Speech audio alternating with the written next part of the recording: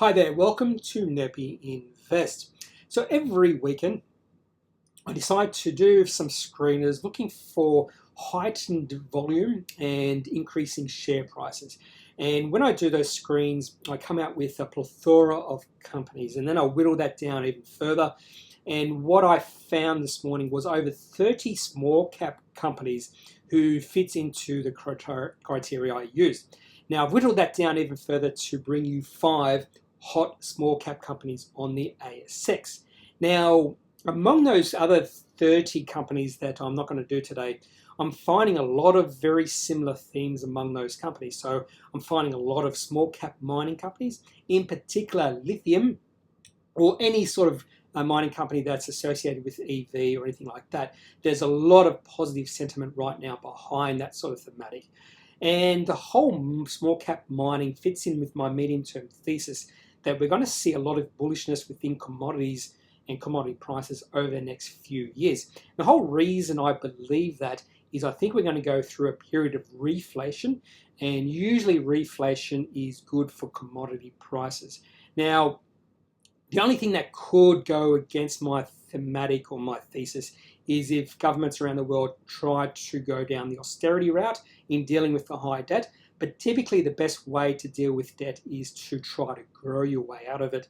And so I think after the GFC, quite a few companies went down the austerity path, and I think it was a complete failure. We saw a lot of civil unrest, and it's not the best way to deal with debt. I think trying to grow your way out of it, like we did after World War II, is the best way. I actually am an economist, so I'm a meteorologist and an economist, but I wouldn't call myself an expert on this theme. So try to do some more research, but I am confident that this is a potential path we'll go down. But I'm getting a little bit sidetracked now. So let's get back on the topic and let's look at the 5 hot small caps on the ASX. So the first company I'm talking about is Hammer Metals. So this company is Copper and Gold Explorer. Now, on January the 20th, they released an announcement to the market in regards to some results of some drills they made. And when I saw this announcement, it just piqued a little bit of interest in me, because when I saw the numbers, 55 meters at 1.12% copper, that immediately drew my attention. Now, I'm not the biggest expert in interpreting drill results. In fact, I think it's one of my biggest weaknesses, and I'm trying to learn much more about how to interpret these drill results. But even though I wouldn't call myself an expert in this this field, 55 meters at 1.12% copper, I do know that is pretty good. And I was sort of interested to see how the market would react to it. And how it did react was we saw the share price increase 170% on the day of the announcement. Now, just because the share price increases by such a large amount on one day, that typically is fairly bullish, particularly if we see massive volume. We definitely saw that. But I'm interested to see what happens on subsequent days, and I'm much more interested to see there's not a lot of selling. And if we go to the next chart, we can see on the day, the share price on the release announcement, the share price just kept on going up. There was no selling or very little selling. If there was any selling, it was bought into. Then the start of trading on the next day, the Thursday, we did see a lot of selling at the opening auction. And the opening auction, we did see the share price open at 7.5 cents, which was down 1.6 cents from the previous close. Now, through the next 2 days of trading, so this is a 3-day, 5-minute chart. So I like to sort of hone in on the shorter time frames when I'm thinking of buying into a company. And for full disclosure purposes, I did buy into Hammer Metals at 7.5 cents. So what we're seeing here is share price is leveling off. Those profit takers, I think, who sold out at the start of trading on the Thursday, we'll still see some profit takings, but those profit takers are drying up. And the market is waiting for all the profit takers to be out of the company. And once they all get out, that's when the share price can rise. So I'm hoping that's what's going to happen. Doesn't necessarily mean it will happen, but I've seen this happen time and time again. When profit takers dry up, that's when you see the share price rise. And the fact that the share price is going sideways is a very good sign here for Hammer Metals. Next company is Story Eyes. So this company, only a market cap of 8.5 million. Now, I'm not that interested in this company, so the whole point of me doing these videos is to share ideas, and I'm sharing ideas even in companies I'm not that interested in. So this company, they're sort of an Apple reseller in Indonesia. So the fact that the Apple reseller in Indonesia, those three things, that's why I'm not interested. They did have a business update announcement on Friday, January 22nd, and it was a substantial increase in sales from the previous quarter. And that's why the share price or the market got a little bit excited. Now, we can see back in October, the market got really excited too. Share price went up all the way to about 4.6 cents, and then it fell down to 1.5 cents, 1.2 cents in subsequent days. So a lot of selling on that announcement in October, and we saw the same sort of thing happen on January the 22nd with this business update announcement. We saw very high volume, but a lot of selling during the day. So the volume was 3,100% higher than the 50-day moving average. I like to see that sort of thing, really high volume. But unlike Hammer Metals, where we didn't see any selling on the day of an announcement, Storio was complete opposite. And when I show you the next chart, which is the one-day 3-minute chart, so this is looking at one day, we can see massive amount of buying in the opening, say, few minutes. And we did see the share price get up to 4.3 cents. But then during the rest of the day, just selling. So people were selling out and decreasing volume, but the share price went from 4.3 cents, which was up over 100% from the previous close. And then the share price closed at 2.3 cents. So it almost finished half from where it started during the day. So that just shows you the damage that selling can do, or persistent selling can do through the day. So overall, it only went up 21%, and even though it started up 100% at the start of the day. So the next company I'm going to talk about is Lithium Australia. Now, I don't know a lot about this company, but I do know I'm getting a lot of comments in my YouTube feed asking about Lithium Australia. Maybe it's from the same person, I don't know. But the very fact that it has lithium in its name should bode well for the company, and that's probably the reason why the share price is going up. But this company is a little bit different from other lithium companies. So most of the other lithium companies are either exploring for lithium or producing lithium.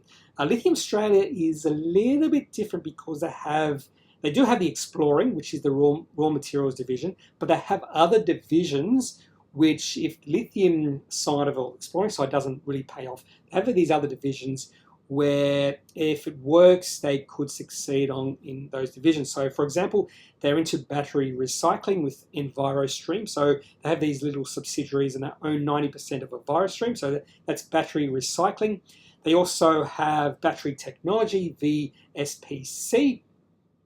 And they also have lithium processing technologies in their lithium chemicals division. So they have all these divisions, which makes them a little bit different from those typical lithium exploring and producing companies. So a little bit more to get your head across when you're researching Lithium Australia. And I think that makes them a little bit more exciting than other lithium companies. So share price gone up 119% in 9 days on very high volume too. You can see the volume down the bottom there, really increasing volume. That's fairly bullish. Now, when I look at the shorter term graph here, so this is a 5-day, 5-minute chart, we can see just like we saw with Hammer Metals, the share price is just leveling out. And when it consolidates like that, that's quite bullish. And we can definitely see the volume decreasing also. And that means a lot of profit taking is going out, or profit takers are leaving. And I think once all the profit takers have gone, that's when the share price can move up. So the next company I want to talk about is a company I've already done a small snippet on in another video back in late November. So when I did this company first, the share price was 16.5 cents. So they were quite bullish. And the main reason I did was that really high volume at the end of October. And the share price went up, and the share price then went sideways for a long period of time. Then we saw a very bullish day when I did the video, and that's the whole reason I did the video. Share price then went sideways again for another month or so before we saw on December 30 they released an announcement, and that seemed to be the catalyst for the share price going from 20 cents to almost $1 at its peak. And so from the time I did my first video to now, the share price has gone up 375%. So even though I'm sharing ideas, I didn't really take one of my ideas and buy into it. So that's not the whole reason I'm doing these videos. It's just to share ideas. So the market cap's gone from 62 million to 235 million. When you look at the shorter term chart here, looking at 5 days, 5 minutes, you can see the share price almost got to $1. And then the next day, we saw a lot of selling on the opening, say, hour or so. The share price went from 90 cents all the way to 65 cents. So a lot of profit taking there. Whenever you see that sort of thing, we're going to see subsequent profit taking. And we've definitely seen that over the next 2 days of trading. And it's definitely a short-term downtrend. So if I was thinking of buying into strategic elements, what I'll be waiting for is I'll be just looking at the 5 day, 5 minute chart, and I'll be waiting for sort of a turnaround in the shorter term chart. So right now the share price is around 60 cents. If it falls below 60 cents, that would be quite bearish. But if we can see some sort of uptrend developing, that's when you might decide to buy in if you're interested in this company. Next company I'm talking about is Eden Innovations. This is a company I've been following for about 5, 6, 7 years or so. And I've just been waiting for them to hit an inflection point, and potentially we've seen an inflection point hit right now. So they've gone up 28% in 4 days, and they released their Appendix 4C on Friday, January the 22nd. I did actually like the cash receipts. It's grown to over $1 million. And we can see the share price is starting to increase. The trend has turned upwards, and that's on increasing volume as well. So quite bullish looking chart in the past, say, month or so. And I do actually like what they do. They're sort of their innovations they have. So they have Edencrete, which is a carbon nanotube enriched liquid admixture that is mixed into wet concrete. And they also have OptiBlend, which is a fuel mixture, and Eden Blast or Blast, which I don't know much about, but I'll do a little bit more research on that.